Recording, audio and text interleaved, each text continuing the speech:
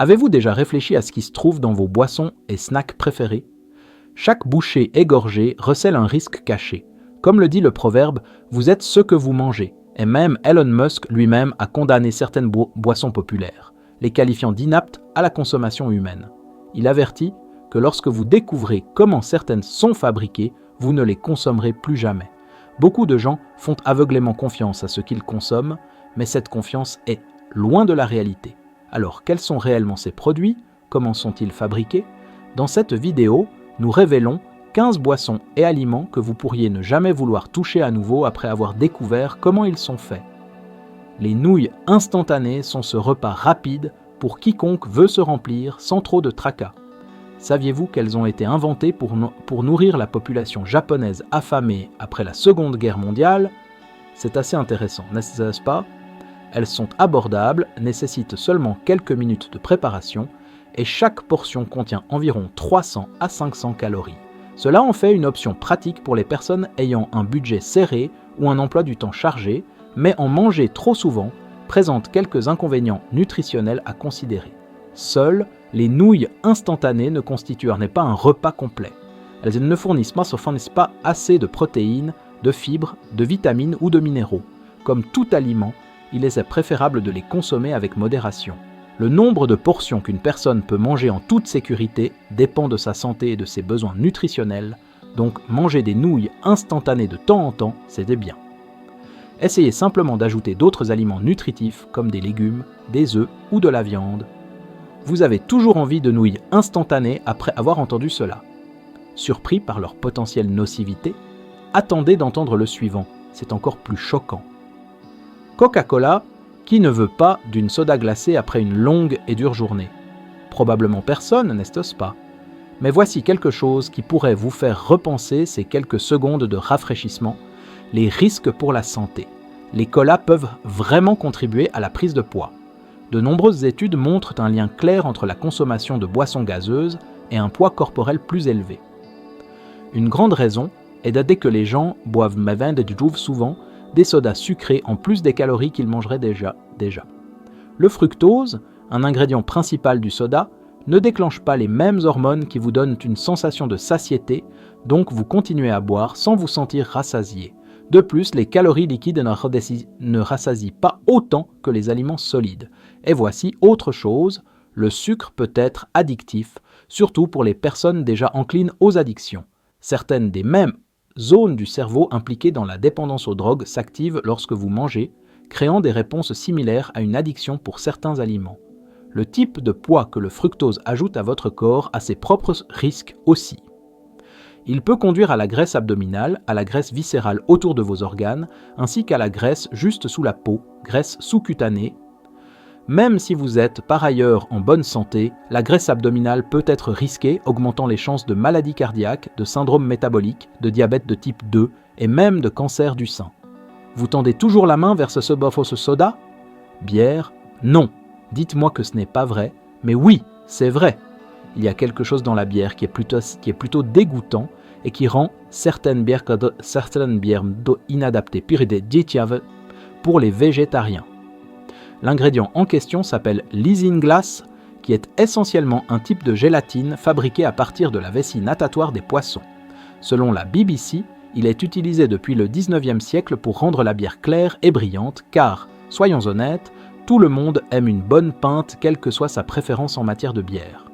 Le côté positif est que l'isinglass ne change pas le goût ou l'odeur de la bière, mais ce n'est guère réconfortant pour les végétariens ou quiconque préférerait garder le poisson hors de sa bière.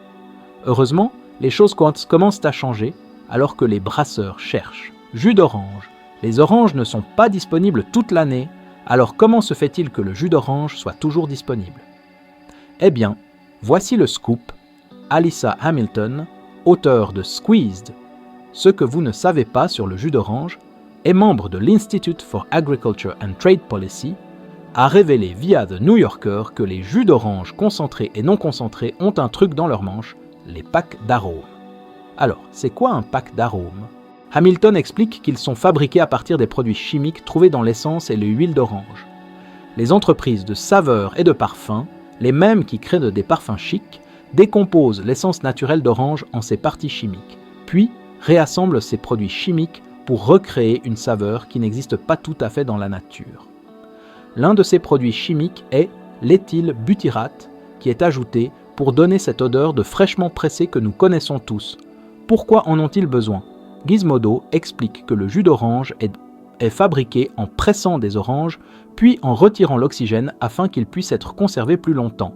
Mais retirer l'oxygène enlève aussi la saveur, donc ils doivent la rajouter d'une manière ou d'une autre.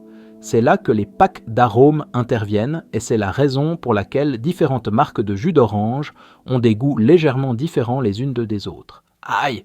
Alors, avez-vous toujours envie de ce jus d'orange frais? Vérifierez-vous l'étiquette un peu plus attentivement maintenant? Restez avec nous, car la prochaine révélation pourrait juste vous faire repenser votre liste de courses. Marshmallows et Jello.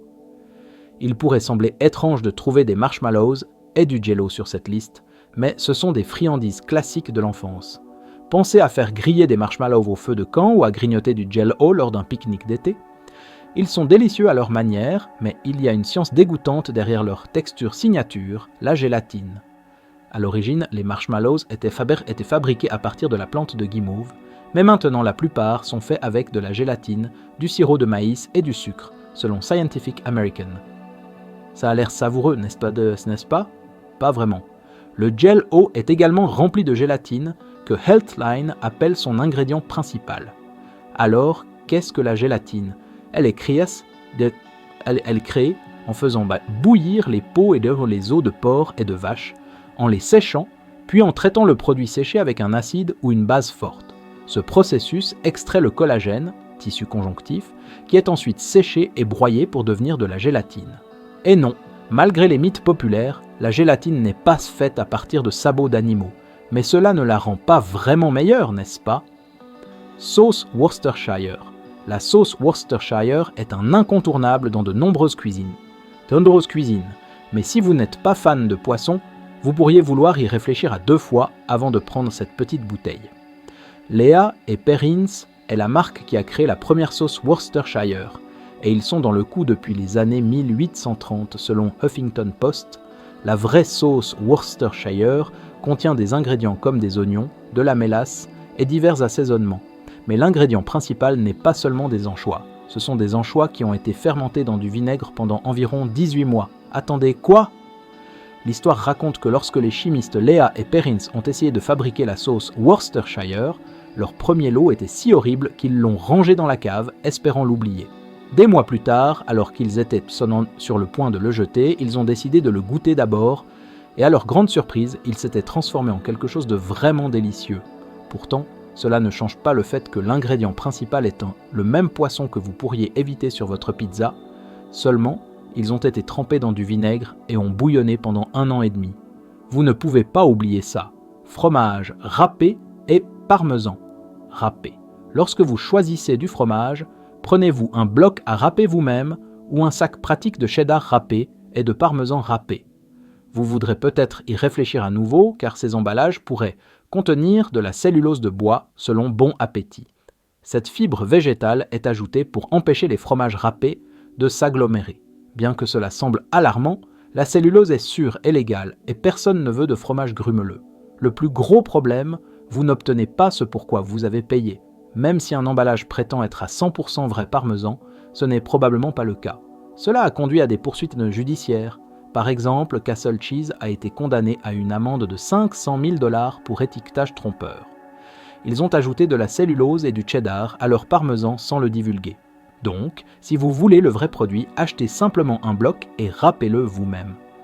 Avez-vous vérifié vos étiquettes de fromage récemment? Êtes-vous surpris par ce que vous pourriez manger? Restez avec nous car il y a encore plus de vérité alimentaire à venir que vous ne voudrez pas manquer. Fromage. Attendez une seconde. Il y a quelque chose de plutôt dégoûtant impliqué dans la fabrication de la plupart des fromages qui pourrait vous surprendre. Pour transformer le lait en caillé, les fromagers utilisent une enzyme appelée présure, qui provient de la chymosine trouvée dans la muqueuse stomacale des jeunes chèvres, agneaux ou veaux spécifiquement. Elle doit provenir d'animaux qui sont encore allaités et suivent un régime tout lait. La chymosine aide les jeunes animaux à digérer le lait de leur mère selon The Spruce Eats. Bien qu'il ne tue pas les bébés juste pour la pressure, elle est généralement récoltée après que l'animal est tué pour la viande, donc tout l'animal est utilisé. Il existe également des options de présure végétale et génétiquement modifiées disponibles, mais la FDA n'exige pas que les fromagers divulguent le type qu'ils utilisent. Tout le monde aime le fromage et les crackers, mais aïe! Bonbons gélifiés. Qui n'aime pas les bonbons gélifiés? Ces friandises colorées et sucrées sont un incontournable des paniers de Pâques et des plats à bonbons au printemps, mais vous êtes-vous déjà demandé à propos de ce revêtement brillant? Il s'appelle l'alaque, et si cela vous semble familier, c'est parce que c'est la même substance utilisée pour donner aux meubles en bois une finition claire, selon The Natural Handyman. Elle est également utilisée pour sertir des bijoux et réparer de la poterie. Mais voici où cela devient intéressant. Selon Mental Floss, la laque est dérivée de la femelle du bug laque. Ces petits insectes boivent de la sève des arbres puis sécrètent une résine qui est collectée là où elle atterrit sur les arbres. La résine est traitée, dissoute dans de l'éthanol, puis vaporisée surtout à banjo, des planchers de bois aux bonbons gélifiés. Et les bonbons gélifiés ne sont pas les seules sucreries qui l'utilisent. La laque est également un ingrédient courant dans les glaçages de confiseurs. Donc, si vous voyez un additif étiqueté E904, vous mangez en fait des sécrétions d'insectes. Pain emballé, lorsque les gens disent que Tom Shaw a dit que quelque chose est révolutionnaire, ils l'appellent souvent la meilleure chose depuis le pain tranché. Et bien que le pain tranché soit génial, vous êtes-vous déjà demandé pourquoi les pains achetés en magasin peuvent rester sur les étagères sans moisir? La réponse est un ingrédient appelé L-cystéine. Voici la partie dégoûtante. La L-cystéine est un composé naturel, mais elle est le plus souvent fabriquée à partir de cheveux humains. Oui, vraiment, les salons de coiffure en Chine collectent des coupures, les dissolvent dans de l'acide pour extraire la L-cystéine et l'envoient aux boulangeries commerciales. Elle peut également provenir de soie de porc, de cornes de vache ou de plumes de canard, ce qui n'est guère mieux. Alors envisagez d'acheter du pain frais à la boulangerie, même si cela signifie que vous devez le trancher vous-même. Cela change-t-il votre façon de penser à votre sandwich? Et serez-vous plus prudent quant au pain que vous achetez? Restez à l'écoute pour la partie la plus intéressante à venir. Salade César. Soyons réalistes. La meilleure partie d'une salade est définitivement la vinaigrette. Et la salade César est gagnante car elle est généralement noyée dedans. Cette saveur acidulée distinctive que vous aimez, elle provient de la sauce Worcestershire et des anchois. Oui, vous avez bien entendu, les mêmes petits poissons qui pourraient vous faire réfléchir à 2 fois à propos de la pizza lorsque vous les voyez vous fixer avec leurs yeux vides. Même Kraft avertit que leur vinaigrette César contient du poisson en tant qu'allergène potentiel et dans leur cas, c'est à partir de pâtes d'anchois. La recette classique de salade César de Martha Stewart demande 4 filets d'anchois et la version classique du New York Times, vous l'avez deviné, au moins quelques cuillères à soupe d'anchois hachés et n'hésitez pas à en ajouter plus si vous êtes fan. Mais bon, malgré les détails poissonneux, c'est juste tellement délicieux. Poulet et bœuf améliorés, la viande emballée est une grande raison pour laquelle beaucoup d'entre nous apprécient la viande. Soyons honnêtes, la plupart d'entre nous ne seraient bien pas nous aussi intéressés si nous devions l'obtenir directement à la source. Mais avez-vous déjà vérifié comment la viande est étiquetée? Si vous avez vu des termes comme « amélioré » ou « saumuré », vous pourriez vouloir y réfléchir à 2 fois avant d'acheter. Selon Premier Foods Group, la pratique de l'injection ou du gonflage de la viande est devenue standard. Cela signifie qu'ils injectent de la viande avec une solution saline et souvent d'autres ingrédients pour la garder plus fraîche et plus juteuse. Mais voici le hic. Ce processus peut augmenter le poids du poulet jusqu'à 30%. Et puisque les épiceries facturent au poids, c'est sournois. C'est tellement courant que les consommateurs dépensent environ 2 milliards de dollars par an pour cette solution saline. Know Your Beef souligne un autre problème, le sodium supplémentaire. Un morceau de bœuf de 100 grammes traité peut contenir jusqu'à 1800 mg de sel, puisque la limite quotidienne est de 1500 à 2300 mg. Vous pouvez faire le calcul. Viande emballée, vous pourriez ne pas y penser à 2 fois avant de prendre du bœuf haché pour le mardi taco, mais il pourrait avoir été traité avec du monoxyde de carbone. Bien que le gaz soit inoffensif en petite quantité, il aide à maintenir cette couleur rouge vive que nous associons à la viande fraîche. Même après qu'elle a été exposée à l'oxygène, elle pourrait en fait être gâtée. Cela signifie que vous pourriez acheter involontairement de la vieille viande grâce à cet ingrédient sournois. Le processus s'appelle l'emballage sous atmosphère modifiée. Une étude du laboratoire de qualité et de sécurité alimentaire en Algérie a trouvé que les gaz utilisés, y compris le dioxyde de carbone et l'azote, favorisent la croissance des bactéries de décomposition impactant négativement la saveur et la texture de la viande. De plus, de nombreux pays ont interdit le monoxyde de carbone, ce qui est définitivement quelque chose à considérer. Alors, repensez-vous à votre prochaine soirée taco. Que pensez-vous de la sécurité des pratiques d'emballage de la viande? Ensuite, une révélation époustouflante qui changera votre façon de voir votre dîner. Tout ce qui est anormalement rouge, si vous avez déjà grignoté et pensé « Waouh, cette couleur n'existe pas dans la nature », vous pourriez être surpris par le rouge.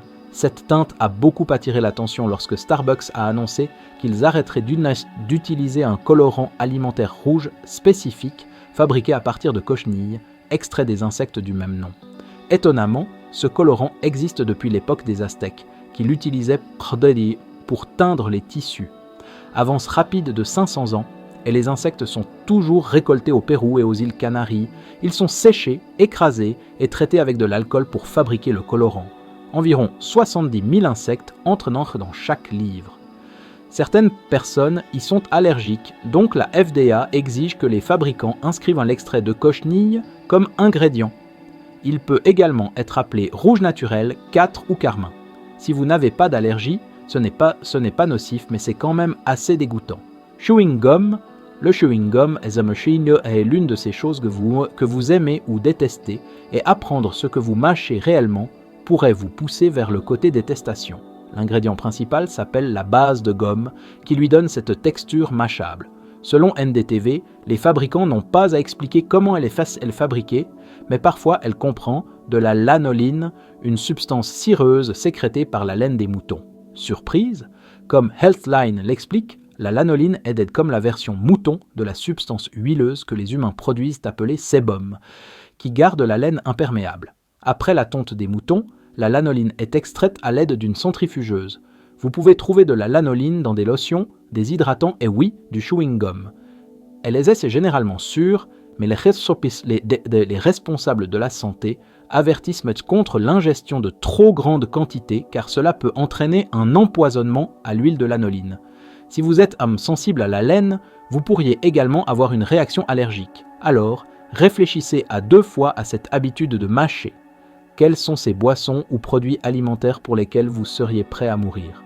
Lesquels ne prendriez-vous plus jamais? Laissez vos pensées dans les commentaires. Si vous avez aimé cette vidéo, n'oubliez pas de liker, partager et vous abonner à notre chaîne. N'oubliez pas de regarder la prochaine vidéo sur votre écran, vous l'apprécierez.